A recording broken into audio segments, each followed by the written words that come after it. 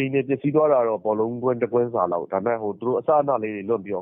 အပေါက်တွေအိမ်ကိုအပေါက်သွားမှန်အုံးမင်းတွေကိုအပေါက်သွားမှန်နေရတော့ဘောလုံးကွင်းတစ်ကွင်းစာမကောက်ဘူးနှစ်ကွင်းစာလောက်နေမှာအဲ့လိုပြင်အားရောက်တဲ့ဟာကတော့မင်းကင်းမှာဆိုလို့ရှိရင်ဒီမေ23ရက်နေ့ကဲမှာပေါ့နော်မင်းစုနဲ့ဒီတာစီကြေးရွာကိုပေါ့လေကြောင်းတိုက်ခတ်တယ်လို့လည်းသိရတယ်ပေါ့နော်ဆိုတော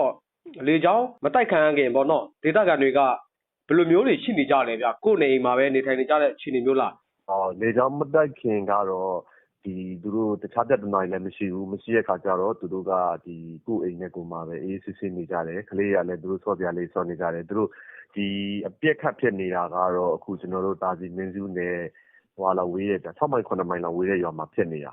အဲ့ခါကျတော့သူတို့ကလည်းဝေးရဆိုပြီးမှပုံမှန်နေတယ်လို့မျိုးပဲပေါ့သူတို့တခြားအကြောင်းလည်းမရှိဘူးဆိုတော့ဒီတိုင်းလေးပဲနေကြပေါ့ဗျာလေရင်ကလေကိုတို့နှစ်စီးလောက်နဲ့များကျဲတယ်လို့သိရလဲဗျဘယ်နှစ်နေရာလောက်ကိုကျဲသွားတာလဲလေရင်ကတစည်းရဲ့ဗျာတစည်းရဲ့ဟိုမှာနှစ်လုံးချသွားတာဘုံကတော့ဘလို့မျိုးစားလည်းမသိဘူးပြင်းအားတော့တော်တော်များတယ်တော်တော်ဝေးကိုလည်းရောက်တယ်တော်တော်သူတို့ချနေရနေအဝေးကိုလည်းတော်တော်ရွာကိုတော်တော်လေးကိုနှက်ဆက်ဆက်ပေါ့အဲ့ဒီအချိန်မှာပေါ့နော်ဒီလေရင်ကပောက်ကွဲသွားတဲ့အချိန်မှာပေါ့ကိုတို့မြင်တွေ့ရတဲ့အခြေအနေလေးတွေပောက်ကွဲပြီးတော့ပေါ့နော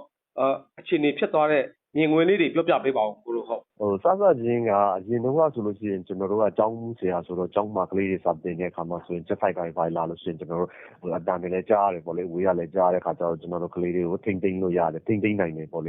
ေအခုကတော့ကျွန်တော်ကလည်းအဲ့ဒီရွာမှာရှိနေတယ်ဘေးကနေပြီးတော့စာသွားတင်နေကျောင်းဆရာပါကျွန်တော်ဒီနိုင်ကောလိပ်ဆင်းမှာအဲ့ဒါကြတော့ကျွန်တော်ကအရှိဖက်ချမ်းမှာရှိနေတယ်သူတို့ဘုံကျဲတော့တာကအနောက်ဖက်ချမ်းမှာကျဲသွားတာပေါ့နော်အမှလေရင်တန်လုံးဝကျွန်တော်တို့အရင်တော့လိုမျိုးမကြောက်ဘူးတခါလဲရွှီးဆိုပြီးမှကိုမဝဲလဲမဝဲပဲနဲ့တခါလဲကိုဒါလိုက်ချတော့တာသူကတိတ်ရှောင်းချိန်တိတ်ချိန်တိတ်ပြီးတော့မရှိလိုက်ဘူးပေါ့ဗျာအရင်လိုလဲမဝဲဘူးလေရင်တန်လဲမကြားလိုက်ရဘူးချမှပဲလုံးဝရွှီးဆိုတဲ့အတန်လေးကြားပြီးမှလုံးဝချသွားဘလို့မှရှောင်းချိန်တိတ်တိတ်နဲ့ကျွန်တော်တို့မရှိလိုက်ဘူးမြေပြင်မှာပောက်ကွဲသွားတဲ့အခြေအနေတွေကအခုဘယ်လိုမျိုးတွေလဲဗျနှလုံးထဲဆိုတဲ့ခါကျတော့အိမ်တွေကစုပြီးတော့နေထားတဲ့အခြေအနေမျိုးလေးလားဘယ်လိုမျိုးတွေလဲမသိဘူးနောက်တစ်ချက်ကပေါ့နော်ဘယ်လိုမျိုးတွေများပောက်ကွဲသွားတာလဲညီကြီးတွေတဲ့လွတ်ဆွင်သွားတဲ့အခြေအနေမျိုးလားဘယ်လိုမျိုးတွေလဲမသိဘူးသူတို့ရဲ့ပြင်းအားပေါ့နော်ပြင်းအားဘယ်လိုမျိုးအခြေအနေမြင်တွေ့ရလဲတော့သူမဝင်သွားဘူးပြဒီအနီးမှာရှိတဲ့အိမ်တွေကိုတော်တော်များများကိုသူလုံးဝကိုလွတ်ဆင်တော့တာမိရလဲတောက်လျှောက်လောင်တော့တာတောက်လဲဆိုကျွန်တော်တို့ကျောင်းသားလေးတွေတောင်မှလူငယ်လူရွယ်လေးတွေ14နှစ်ဝန်းကျင်15နှစ်ဝန်းကျင်ကလေးလေးတောင်မှမရှောင်နိုင်မသိနိုင်တဲ့အိမ်ထဲမှာပိတ်နေပြီးတော့မိကျွန်းသွားတာမျိုးတွေလောက်ထိကိုရှိတယ်လုံးဝကိုထမ်းပင်တွေပါထမ်းပင်ဆိုတာကျွန်တော်တို့တစ်ခါလောက်ကြီးရှိရထမ်းပင်အဲ့ထမ်းပင်ကြီးကိုတော့လုံးဝပြတ်ကျသွားတာမျိုးအုံးငယ်နေဆိုဟိုဘက်ဒီဘက်ပေါက်သွားတာမျိုးအဲ့လိုမျိုးတွေဘေးတော်တော်ဝေးတဲ့အိမ်တွေကကတ်တရားစားလို့အဲ့လိုပေါက်ထွက်သွားတာမျိုးတွေပြင်းတော့တော်တော်ကိုများတယ်ကျွန်တော်တို့ပဲမျိုးပေပါတွေပေါ့ဗျာကျွန်တော်တို့ဒီဘက်မှာမျိုးပဲမြေပဲစိုက်တဲ့ပေပါတွေကစားလို့အကုန်လုံးကိုလွတ်ဆင်သွားတာမျိုးစပကြီးတွေကလည်းစပားတွေကျနေတာမျိုးအဲ့ဒါတော့သူတို့ကတောက်လျှောက်သူတို့ကျဲသွားတဲ့အိမ်အစီအတိုင်းပဲအဲ့ရက်ွက်ကလေးတစ်ခုကတော့အကုန်လုံးကိုပြောင်းဆန်ပြီးမီးတွေလောင်သွားတယ်မလောင်တဲ့အိမ်တွေကလည်းအကုန်လုံးပစ္စည်းတွေလွတ်ဆင်အကုန်လုံးလွတ်ဆင်သွားတာပဲပြင်နေကတ်တွေအကုန်ကွာကြအကုန်စီးစနပစ္စည်းတွေအကုန်လွတ်သွားတယ်ဒီပောက်ကွဲပြီးသွားတဲ့အချိန်မှာပေါ့နော်ဒီဘယ်နှမိုင်လောက်ကိုများထီတော့နော်ဒီပောက်ကွဲอ่ะပေါ့နော်ဘယ်နှမိုင်လောက်ထီများထိခိုက်မှုအခြေအနေတွေကြုံတွေ့ရတဲ့ဟာမျိုးလည်းမသိပြကိုအဲ့ဒါလေးကိုတို့မြင်တွေ့ရတဲ့လောက်ပြောပြပေးပါဦးဟုတ်ရွာသူတို့ရွာထဲပေါ့သူတို့ရွာထဲမှာအနည်းဆုံးကတော့အဲ့ဒီလုံးဝပြတ်မှတ်တဲ့ကြားတဲ့ပတ်ဝန်းကျင်နာတော့ကတော့နွားတွေဝက်တွေအကုန်လုံးမှန်တယ်ခါဝေးကတော့မိုင်တော့မရှိတော့ဘူးဘေးရွာထိသွားကြတာမျိုးရှိတယ်မိုင်ဝက်လောက်နေမှလည်းတူတယ်ဘေးရွာအဲ့ရွာထိအဲ့လိုစာနာလေးတွေသွားကြတာမျိုးလေးတွေရှိတယ်အဆိုးဆုံးကတော့သူရဲ့ပြတ်မှတ်နဲ့အနီးနားတစ်ဝိုက်ကတော့တော်တော်များများအဆိုးဆုံးပေါ့အနာဖမ်းပင်နေအုံးပင်နေရစလို့အဲ့လိုလဲတော့တာမျိုးတွေပြတ်ကျတော့တာမျိုးတွေရှိတယ်ဟုတ်ကဲ့ဗျာနော်ကိုတို့ခံမှန်းခြေပေါ့နော်ခုမီးလောင်ပြီးတော့မှပျက်စီးပြီးတော့ပောက်ကွဲသွားတဲ့နေရာကဘယ်နှမိုင်လောက်များရှိမလဲကိုတို့တော့တဲ့ဘောလုံးကွင်းစာလောက်လားကွန်ဝက်စာလောက်လားပေါ့နော်ဘယ်လောက်များပျက်စီးသွားတဲ့အခြေအနေမျိုးတွေတွေ့မြင်ရလဲမသိဟုတ်အိမ်နဲ့ပျက်စီးသွားတာတော့ဘောလုံးကွင်းတစ်ကွင်းစာလောက်ဒါပေမဲ့သူတို့အစအနလေးတွေလွတ်ပြီးတော့အပေါက်တွေအိမ်ကိုအပေါက်သွားမှန်အုံးမင်းတွေကိုအပေါက်သွားမှန်နေရတော့ဘောလုံးကွင်းတစ်ကွင်းစာမကောက်ဘူးနှစ်ကွင်းစာလောက်နေမှာအဲ့လိုပြင်အားရောက်တဲ့ဟာကတော့နောက်တစ်ချက်ကလေကိုတို့စစ်ကောင်စီကဒါတ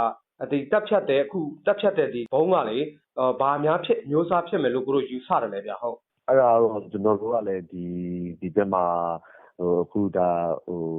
အတွေ့အကြုံမရှိဘူးပေါ့နော်မရှိဘူးတချို့ကလည်းလိုက်ရှာနေကြတယ်အဲ့ဒီအစားအသောက်တွေကိုအဲ့တော့ သူတို့ပြောတယ်ကြားတာတော့ဒီစင်ကဲပေါက်သွားတဲ့ဘုံလို့ပြောတယ်ဗျပေါင်900တော့မဟုတ်ဘူးလို့သူတို့ဒီနည်းနည်းတိတဲ့လူတွေပေါ့ဗျာကျွမ်းကျင်တဲ့လူတွေကတော့အဲ့လိုမျိုးပြောတယ်ကျွန်တော်တို့ကတော့ဒီပညာရေးပိုင်းရပဲဆိုတော့တိတ်အဲ့ဒါတော့မကျွမ်းကျင်ဘူးပေါ့လေသူတို့ပြောတယ်ကြားတာတော့ဒီတစ်စက်ပေါက်သွားတာလေအဲ့ဘုံတွေရတယ်။အော်ဟုတ်ကဲ့ဆိုတော့လေတော့ကိုတို့ဒီပောက်ကွဲသွားပြီးတဲ့အချိန်မှာဒီအလောင်းတွေကိုကောက်ယူရတဲ့အခြေအနေလေးတွေရောပြောပြပေးပါဦးနော်သူတို့တွေကတစားစီကောက်ခဲ့ရလားဗောနော်ပေါက်ကွဲသွားတဲ့အချိန်ကတော့ဒီကျွန်တော်လည်းဒီပောက်ကွဲပြီးမကြခင်မှာပဲအဲ့ဒီနေရာကိုရောက်လာပေါ့နော်ဆဆချင်းအောင်ကျွန်တော်လည်းဝက်နေကြအဲ့ချိန်မှာတော့တော်တော်ကိုရွှေစင်တဲ့အတိုင်းပဲကျွန်တော်တို့ဗျာမတာတော်ဖြစ်တော့တာကလေးတွေကလည်းအမေဖေနဲ့ကွဲသွားတာနောက်ပြီးတော့ဒီလေရင်ကနောက်ထပ်ပြောဝဲနေတဲ့အခါကျကျွန်တော်ကိုနိုင်ကလည်းကျွန်တော်ကလေးတွေကိုကျွန်တော်တော့မဆွတ်လွတ်နိုင်ဘူးအဲ့ခါကျတော့ကျွန်တော်ကိုနိုင်ကလည်းကလေးတွေကိုဆွဲထုတ်တယ်ဒဏ်ရာရတဲ့ကလေးတွေကိုဖုန်ကြီးเจ้าမှာအကုန်လုံးစုရပေါ့နော်တခြားလောလောဆယ်ဖုန်ကြီးเจ้าမှာမပို့နိုင်တဲ့လူနာတွေကိုကြတော့ဟိုနီးစပ်တဲ့ရွာအပြင်ဘက်ကထန်းတော်တွေနောက်ရွာအပြင်ဘက်ကတဲတွေနောက်ရွာအပြင်ဘက်ကခေါက်ရိုးစင်တွေအဲ့အောက်တွေကိုကျွန်တော်တို့သူနဲ့နီးစပ်ရနောက်ပြီးတော့တစ်ခါကျတော့တော်လိုင်းရေးအဖွဲ့ကြီးကူညီလာတဲ့လူတွေရောက်တဲ့လူတွေကလည်းနီးစပ်ရတွေဝိုင်းဆွဲပြီးတော့မှရွာပြင်ကိုရောက်အောင်ကျွန်တော်တို့လုံးဝထွက်ရတာဘာဖြစ်လို့လဲဆိုတော့ကျွန်တော်တို့အဲ့လိုမျိုးလုပ်နေတဲ့အချိန်မှာတင်ကိုအပေါ်ကလေရင်ကလုံးဝဝဲနေရတာလေရင်ကြီးကိုလည်းအတန်မကြောက်ဘူးကျွန်တော်တို့ကနောက်တစ်ခါ drone ကလည်းဆက်တိုက်ပြီးဝဲနေရတယ်တကယ်ကိုကျွန်တော်တို့အဲ့မှာလူနာတွေကလေးတွေပြန်ချပြီးတော့ကျွန်တော်တို့အုတ်တိုက်ရှိတဲ့အိမ်ဝင်တွေကိုဝင်ပြေးရတာမျိုးတက်ဝင်ကြရတာမျိုးအဲ့လိုမျိုးအခြေအနေတွေကိုရှိတာတော်တော်ကိုဗျမ်းမတာအလောင်းတွေကတော့အဲ့ဒီတိကျကြတဲ့အိမ်သားအလောင်းတွေကတော့ဒီလုံးဝမိကျွတ်သွားတဲ့ကလေးတယောက်ပါတယ်နောက်အုံနောက်တွေ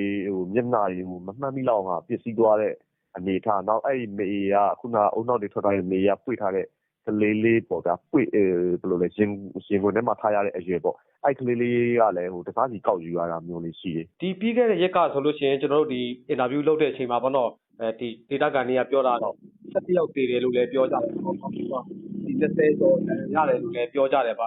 ဆိုတဲ့အခါကျတော့ကိုတို့ဒီနေ့အထိပေါ့နော်ဒီတေဆုံးတဲ့လူတွေနဲ့ထိခိုက်ဒဏ်ရာရတဲ့လူတွေကအတီးပြုတ်ပြီးတော့ပေါ့နော်ရရှိထားတဲ့စည်ရင်းတွေကဘယ်လောက်များရှိသွားပြီလဲဗျာဟုတ်ဒီလုံးဝ confirm ဖြစ်တာကတော့14ယောက်ပေါ့14ယောက်မှာကျွန်တော်တို့ကျောင်းကကလေးတွေက10ယောက်လောက်ပါနေတယ်ကျန်တာတော့အရက်သားတွေပေါ့ဒဏ်ရာရတဲ့လူကလည်း10ယောက်လောက်ကတော့ရှိမှအနည်းဆုံးသူတို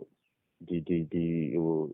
ီဟာပေါ့ဗျာပြင်ပဒဏ်ရာလေးတွေရတာကြီးကြရတဲ့ကလေးတွေကတော့ရှေ့ုံရောက်တော့တာဆိုတော့စစ်ကောင်စီကဘုံကျဲတဲ့အချိန်မှာဒီဆွေမျိုးတွေများပါမလားဗျာတော်တရားခုတိတ်အိမ်ထဲမှာကို9ယောက်6ယောက်သေးတာမျိုးတွေအဲ့ဒါမျိုးတွေများလားမသိဘယ်လိုမျိုးတွေများလဲမသိပြခုဟုတ်တယ်တချို့ကလည်းတိမ်တယောက်အဲ့လိုမျိုးလေးတချို့ကကြတော့လည်းတိမ်တန်းနဲ့3ယောက်ကတော့2မိသားစုနောက်1မိသားစုကကြတော့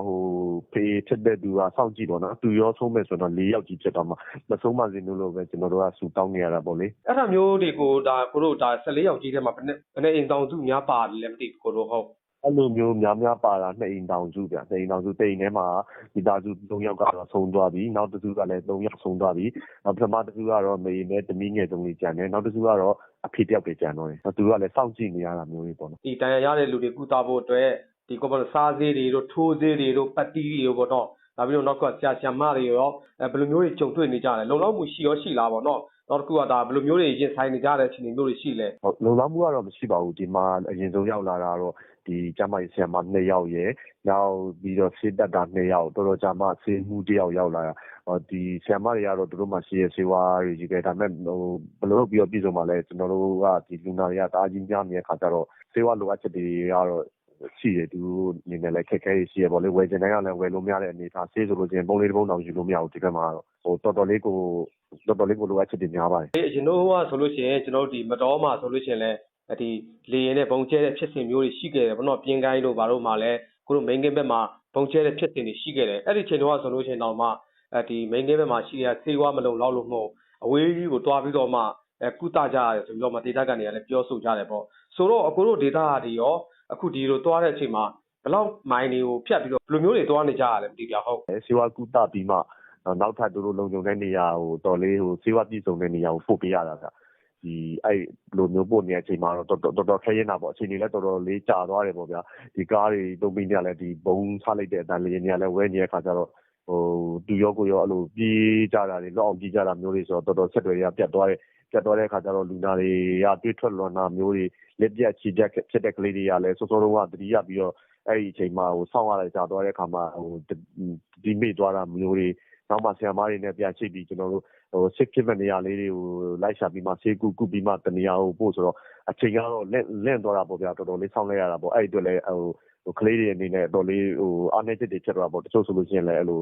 တတိမိမျောသွားတာမျိုးလေးတွေဖြစ်သွားပေါ့ဒီဟိုတရက်ကဆိုလို့ရှိရင်တေဆုံးတာ17ယောက်လို့ပြောထားပြီးတော့เนาะနောက်ထပ်2ယောက်တော့တိုးလာတာပေါ့ဆိုတော့တယ်ယူရေးလုပ်တဲ့အချိန်မှာစစ်ကူတာဖို့သွားရတဲ့အချိန်မှာလမ်းပေါ်မှာဆုံးတဲ့အခြေအနေမျိုးလားဗျဘယ်လိုမျိုးတွေလဲမသိဘူးဟုတ်ကျောင်းသူလေးတယောက်ကတော့လမ်းမှာပဲဆုံးသွားတာဗျကျောင်းသူလေးတယောက်ကတော့လမ်းမှာပဲဆုံးသွားပြီးတော့